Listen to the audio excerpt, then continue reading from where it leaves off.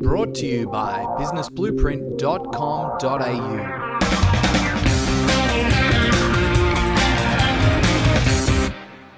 What we're going to talk about today is this new area of research that I've gotten into. And one of the reasons why, and it's all about human performance, but where they differed, where the elite guys stood out, was not what they did during the point, it was what they did in between the points. The first thing was called reflect.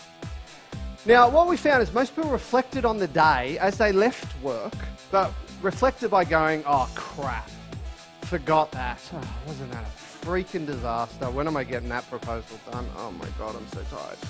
That was their reflection. What we asked them to do instead was answer 3 questions. What did you do well today? What did you achieve? And how did you get better? The second part was called rest, which is where we asked them to be still and present. Just relax.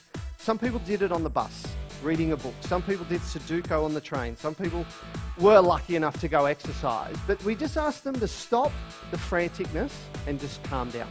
The third phase was called reset. And this is where we asked people to be conscious of how will they show up. Most people went in the home thinking about money and tasks.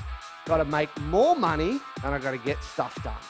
Now the problem is when they went into the home with that mindset, that's the filter through which they look at the world.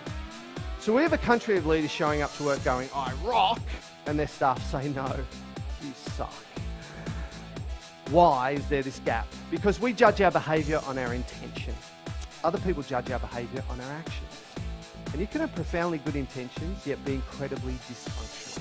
One of the most important things we need to look at is, do we understand how our clients perceive us? So optimists put barriers around failure. They're not delusional, but they don't let it spread. They don't go, oh, screw that up. God, I'm a loser. They go, wow, screw that up. What can I learn from that? And what we know is people who, every time they get a setback, make it permanent, global, and internal, are at massive risk of depression. This is when people started to make sure that their explanation style was accurate, realistic, yet optimistic. They were far more resilient and their happiness was better and they took more action.